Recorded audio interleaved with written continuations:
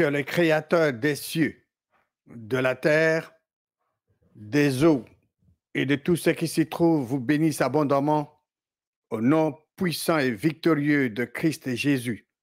Et bienvenue à cette émission qui dit la parole de Dieu. C'est moi, Tito Nganda. Avec la situation actuelle de la RDC, qu'est-ce que le Congolais doit faire afin de permettre aux créateurs de le délivrer de la main de leurs ennemis? Avec la situation actuelle de la RDC, qu'est-ce que le Congolais doit faire afin de permettre aux créateurs de les délivrer de la main de leurs ennemis? Premièrement, nous devons commencer à éliminer de notre langage le terme Nzambe akosala. Dieu va agir. Dieu va agir quand? Nous devons savoir que Dieu va agir quand nous allons prendre des actions appropriées. Et en ce moment-là, il sera impliqué dans nos actions. Comme tout le peuple du monde le font. Le peuple congolais ne peut jamais accepter que d'autres nations prennent des armes pour venir l'attaquer chez lui.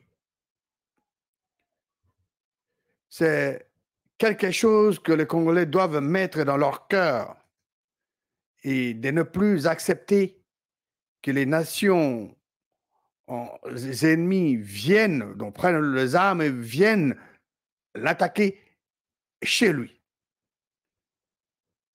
Cela ne doit pas être accepté par le peuple congolais.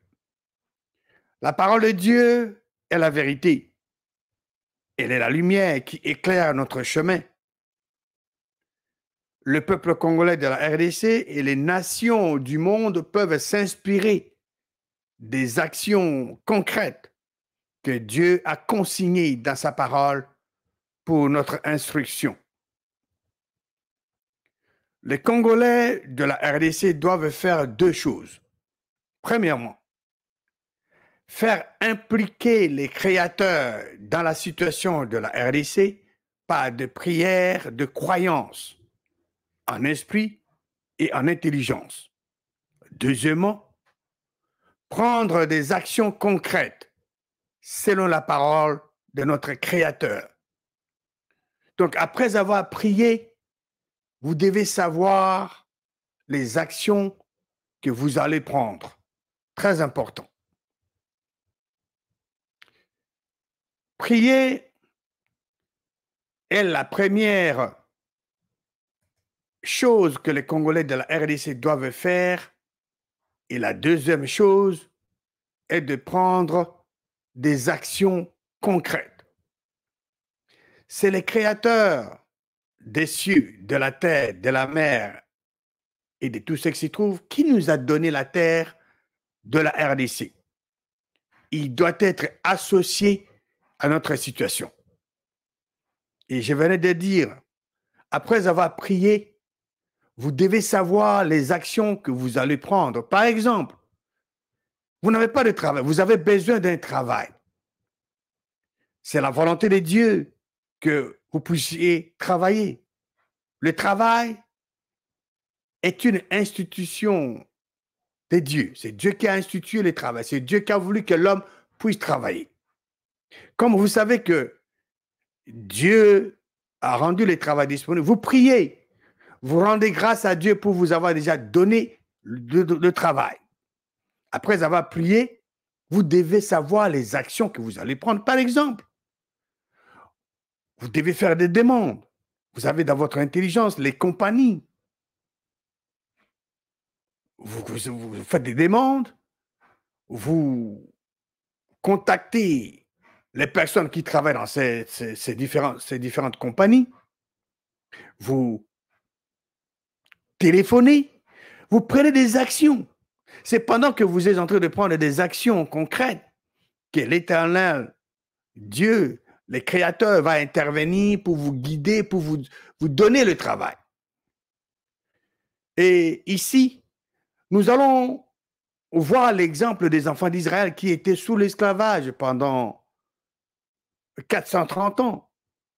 Ils étaient opprimés à l'extrême.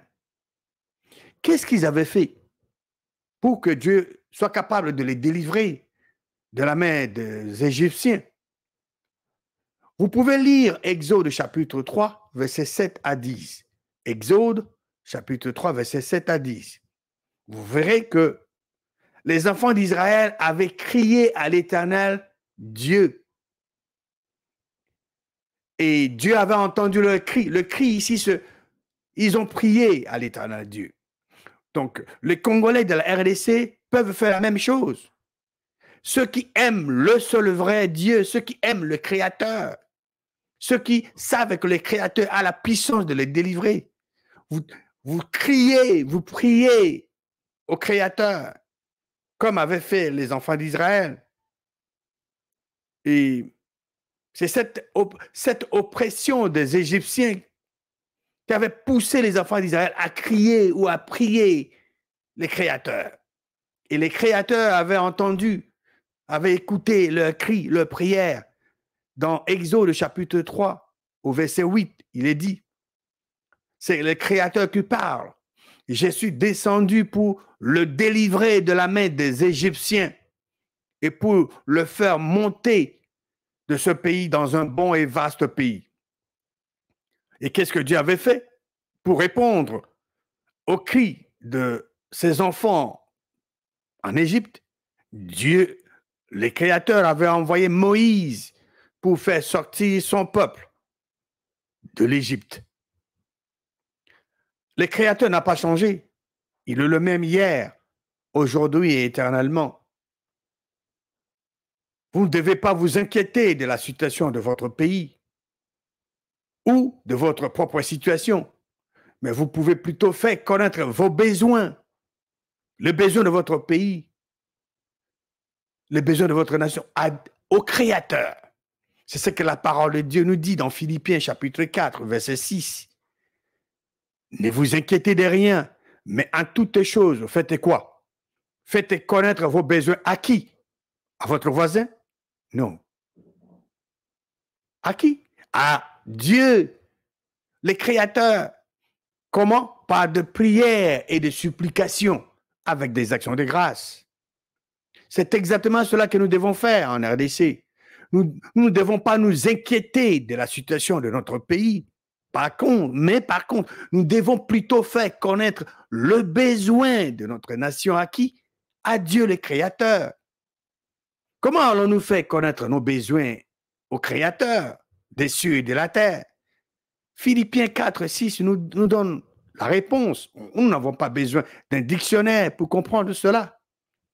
Philippiens 4, 6 nous dit de faire connaître nos besoins à Dieu, le Créateur, par de prières et de supplications avec des actions de grâce. Et le plus grand besoin de la RDC sont l'intégrité absolue de notre territoire et la paix dans l'est du pays. Nous faisons connaître au Créateur ce qui nous manque, ce que notre nation manque. Nos besoins, c'est ça. Nous lui faisons connaître cela.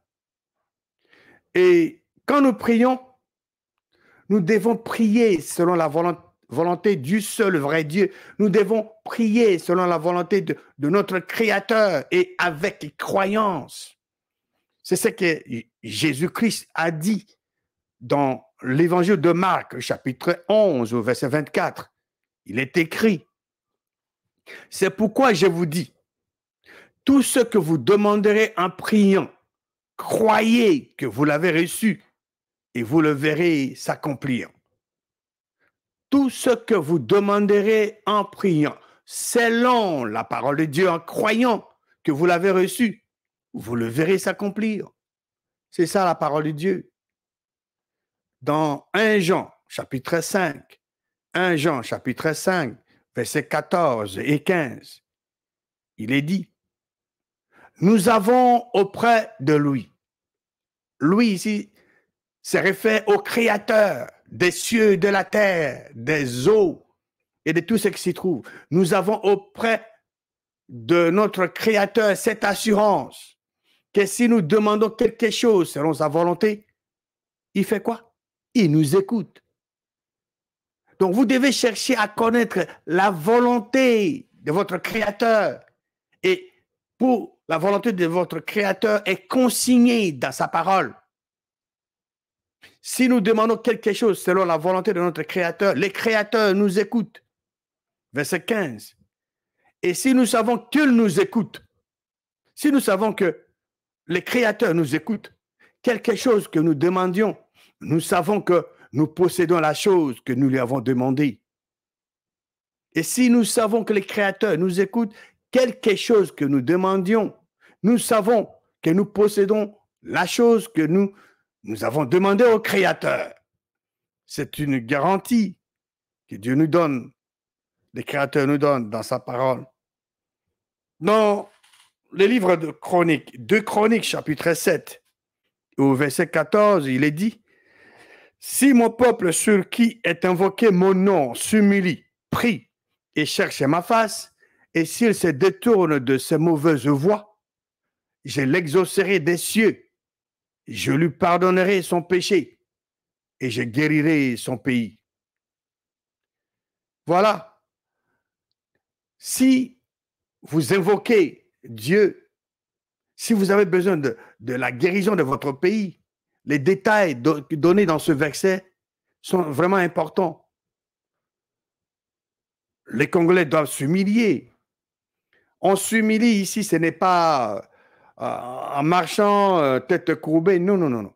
On s'humilie en marchant selon la parole de Dieu, en faisant la volonté de Dieu. La deuxième chose, on prie. On prend Dieu au mot. On dit, on remercie Dieu pour toutes ces promesses qu'il a consignées à sa parole. On le remercie pour leur accomplissement. Et vous cherchez la face du Créateur. Vous cherchez le Créateur en cherchant sa parole. Et vous vous détournez de vos mauvaises voies. En ce moment-là, il va vous exaucer. Il va pardonner votre péché et il va guérir votre pays. Vous ne devez pas compter sur qui que ce soit. Ne comptez pas sur un autre pays ou une organisation quelconque. Vous devez compter sur le Créateur. Vous devez vous confier au Créateur et à sa parole. Jérémie, chapitre 17, versets 5 et 7. Verset 5, il est dit, « Ainsi parle l'Éternel, maudit soit l'homme qui se confie dans l'homme, qui prend la chair pour son appui et qui détourne son cœur de l'Éternel. » Verset 7, « Béni soit l'homme qui se confie dans l'Éternel et dont l'Éternel est l'espérance. » Nous nous appuyons sur le Créateur et non sur les hommes. Proverbe, chapitre 3, verset 5 à 7. Verset 5. « Confie-toi en qui? En l'Éternel de tout ton cœur. » L'Éternel a besoin de 100% de ton cœur, de ta confiance à 100%.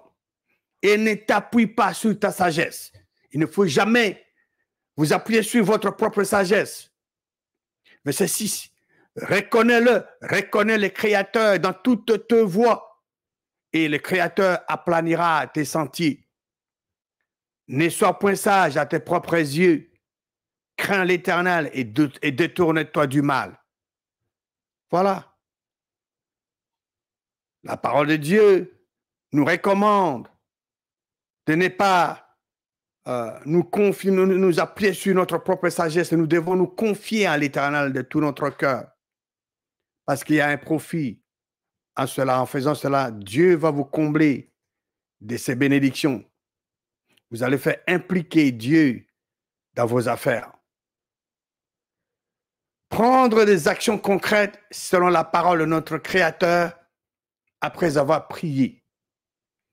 Vous devez savoir les actions que vous allez prendre. Parce qu'il y a beaucoup de gens, après avoir prié, ils croisent le bras, espérant recevoir la réponse à leur prière. Non. Quand vous priez, après avoir prié, vous devez chercher à connaître les actions que vous allez prendre conformément à votre requête, à votre demande adressée à Dieu. Vous connaissez les actions et vous prenez les actions pendant que vous êtes en train de prendre des actions et c'est à ce moment-là que l'Éternel, le Créateur, va s'impliquer. Le peuple congolais de la RDC doit s'organiser comme le Judée, comme les Juifs l'avaient fait quand ils rebâtissaient le muraille de Jérusalem sous la direction de Néhémie. Néhémie était en captivité. Le rapport donné à Néhémie était précis. On lui a dit que le muraille de Jérusalem sont en ruine. Donc ce muraille était en ruine. Et ça l'a touché au cœur. Il croyait faire réparer ces murailles. Nous allons dans le livre de Néhémie, chapitre 4. Lisons le verset 8 et 9. Ils se liguèrent tous ensemble pour venir attaquer Jérusalem et lui causer du dommage. Néhémie, ici, que vous pouvez lire les contextes chez vous à la maison, les chapitres précédents aussi. Donc, Néhémie, le roi l'a autorisé, il est arrivé là-bas, ils ont commencé à travailler. Les gens de mauvaise foi, les ennemis de Judéens, des Juifs, voulaient le décourager, ils voulaient venir les attaquer. Il est dit ici, ils se liguèrent tous ensemble pour venir attaquer Jérusalem et lui causer du dommage. Verset 9. Voyez ce qu'ils ont fait. Il est dit, verset 9, nous priâmes notre Dieu. Ils ont prié Dieu, ça c'est la première chose. Ils ont fait impliquer Dieu dans ce qu'ils faisaient. Et la deuxième chose, c'est quoi? Parce qu'après avoir prié, il faut prendre des actions. Nous priâmes notre Dieu. Et après avoir prié, qu'ils ont fait, et nous établîmes une garde jour et nuit pour nous défendre contre leurs attaques. Vous voyez les détails très importants ici? Ils n'ont pas seulement prié et croisé les bras, pensant que Dieu va descendre pour le défendre. Non! Ils ont prié Dieu. Ça, c'est la première chose. C'est ça que j'ai dit. Pour que nous puissions, le peuple congolais puisse voir Dieu impliqué dans la situation de la RDC, les délivrer de la main de leurs ennemis. La première chose, c'est de prier. Et la deuxième chose, prendre des actions appropriées afin que Dieu puisse s'impliquer pour les délivrer. Donc, les enfants d'Israël ici, pour rebâtir le muraille de Jérusalem, ils ont prié. Et deuxième chose, ils établissent de garde jour et nuit pour leur défense, pour défendre le peuple contre les attaques de leurs ennemis. Néhémie 4, lisons maintenant le verset 13 à 18. C'est pourquoi je plaçais dans les enfoncements derrière la muraille et sur des terrains secs le peuple par famille. Ici, on ne parlait pas de l'armée ou de la police, c'est le peuple. Il plaça comment? Par famille. Tous avaient leurs épées. Ils avaient leurs épées en main. Ils avaient quoi encore? Ils avaient leurs lances et leurs arcs. C'est ce que les Congolais de la RDC doivent faire. Dans chaque localité, dans chaque village, les territoires, les communes, les districts, les provinces. Donc, partout, le peuple doit s'organiser, doit avoir le matériel pour leur permettre de se défendre contre les attaques de nos ennemis. Ici, ils avaient leur épée, leur lance, leur arc. Verset 14. Je regardais et m'étant levé, j'ai dit aux grands, aux magistrats et au reste du peuple, ne les craignez pas. Les créateurs, à chaque fois qu'il parle, il dit à ses enfants, ne craignez pas. Ne crains point, n'ayez pas peur. Il est le créateur de toutes choses. Il est le tout-puissant. Il dit, souvenez-vous du Seigneur, grand et redoutable. C'est ça notre Créateur. Il est grand et redoutable. Et combattez pour vos frères. Il les exhorte de combattre pour qui? Pour leurs frères. C'est ce que nous devons faire en RDC. Nous devons combattre pour nos frères et sœurs qui sont en train d'être tués dans l'est du pays, pour vos fils et pour vos filles, pour vos femmes et pour vos maisons. Verset 15. Lorsque nos ennemis apprirent, vous voyez, d'abord ils ont prié, n'est-ce pas? Après avoir prié, ils ont pris des actions, ils ont établi de garde pour veiller la nuit et les jours. Ils ont en main leurs épées, lance et arc. Toutes ces dispositions sont arrivées aux oreilles de leurs ennemis. Et qu'est-ce qui est arrivé? Et verset 15 dit, lorsque nos ennemis apprirent que nous étions avertis, Dieu anéantit leur projet et nous retournâmes tous à la muraille, chacun à son ouvrage. Depuis ce jour, la moitié de mes serviteurs travaillaient et l'autre moitié était armée de lances, de boucliers, d'arcs et de cuirasses. Les chefs étaient derrière toute la maison de Juda. Ce que nous sommes en train de lire ici, ça nous parle de gens qui aimaient le seul vrai Dieu, le Créateur, et qui avaient pris des dispositions pour se défendre eux-mêmes, pour se protéger contre les attaques des ennemis. Verset 17. Ceux qui bâtissaient la muraille et ceux qui portaient ou chargeaient le fardeau travaillaient d'une main et tenaient une arme de l'autre. Vous voyez? La parole de Dieu dit qu'ils travaillaient d'une main et tenaient une arme de l'autre. Vous devez faire ça. Vous n'avez qu'un seul pays que le Créateur vous a donné. Vous devez tout faire, partout où vous êtes, pour protéger la terre qu'il vous a donnée. Verset 18. Chacun d'eux, en travaillant, avait son épée ceinte autour des reins.